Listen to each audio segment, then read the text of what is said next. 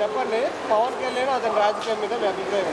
పవన్ కళ్యాణ్ రాజకీయం అంటే ఆయన విషయంలో అయితే మనం ఎలాగంటే ఆయనకి అంటే 100% ఒకే ఇదిలో కనిపించట్లేదు. ఎందుకంటే ఆయన రాజకీయంలో అనుభవం తక్కువైంది. కానీ కష్టపడేదైతే కూటమి ప్రభుత్వంలో లోకేష్ గారు, చంద్రబాబు నాయుడు. అంటే ఆయనకి ఇచ్చిన శాఖల మేరకు ఆయన డెవలప్మెంట్ చేస్తున్నారు. ఏదో పంచాయతీరాజ్ ఒకటి చూసుకుంటున్నారు. అది అడవి శాఖ పంచాయతీ శాఖ కూడా ఈ రెండు చూసుకుంటున్నారు. ఇంక మరి ఉన్న దాని మీద మనకి ఓకే బాబు, ఇప్పుడు ఆయన మీద విమర్శలు జరుగుతుంది. ఏం జరుగుతుందంటే పవన్ కళ్యాణ్ విజయ్ గారు సింగిల్గా పోటీ చేసి సీఎం అయ్యారు కదా, అలా వైసీపీ ప్రభుత్వాలు కూడా ఈయన ట్రోల్ చేస్తున్నారు. దమ్ముంటే సింగిల్గా పోటీ చేసి సీఎం అవ్వనేసి. దాని మీద మీ అభిప్రాయం? అదేంటంటే తమ్ముడు, తమిళనాడుకి మనకి వేరే చేయకూడదు. తమిళనాడు విధానం వేరే. ఎందుకంటే 60 సంవత్సరాలు బట్టి అక్కడ ఏ పార్టీ లేదు, కొత్త పార్టీ. ఇది విజయ్ గారు కొత్త పార్టీ పెట్టారు ఎంజీఆర్ తర్వాత.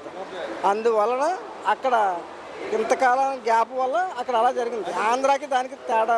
ఏం తేడా ఉంది ఇక్కడ రాజకీయానికి అక్కడ రాజకీయానికి? ఏం తేడా ఉంది? అక్కడ ద్రావిడ్లు కదా, అది ఒక రకంగా ఉంటుంది. ఇక్కడ అన్ని రకాలు ఉంటాయి.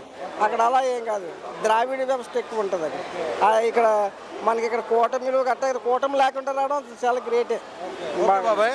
ఇంకోటి కూడా అంటున్నారు, ఏమంటే పవన్ కళ్యాణ్కి 10 వచ్చిన తర్వాత విజయవాడ నుంచి హైదరాబాద్ నుంచి విజయవాడకి తిరుగుతున్నాడు కానీ ఏం చేయట్లేదు అంటారు. అది ఇప్పుడు పాలక పక్షానికి ప్రతిపక్షానికి ఎప్పుడు ఉన్నది ఇది అనుకుంటుంటారు, చేస్తుంటారు. కానీ అభిప్రాయాలు మంచిగా ఉంటుంటాయి. అనుకుంటే వాళ్ళు వీళ్ళకి వ్యతిరేకంగా ఉన్న వాళ్ళు ఇంకొకలాగా అనుకుంటుంటారు. దాన్ని మనం ఎప్పుడు బేరీ చేయలేం కదా.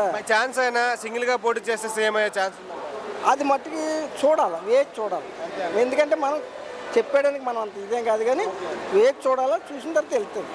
ఒకటి వచ్చినోడికి ఒకటి వచ్చి పెద్ద చెప్పలేం కదా. అది ఓవరాల్గా ఒక మాటలో పవన్ కళ్యాణ్ గురించి చెప్పాలంటే, ఓవరాల్గా ఒక మాటలో పవన్ కళ్యాణ్ గారి గురించి చెప్పాలంటే ఏం చెప్తారు? ప్రస్తుతానికి పర్వాలేదు అనిపిస్తుంది. Thank you.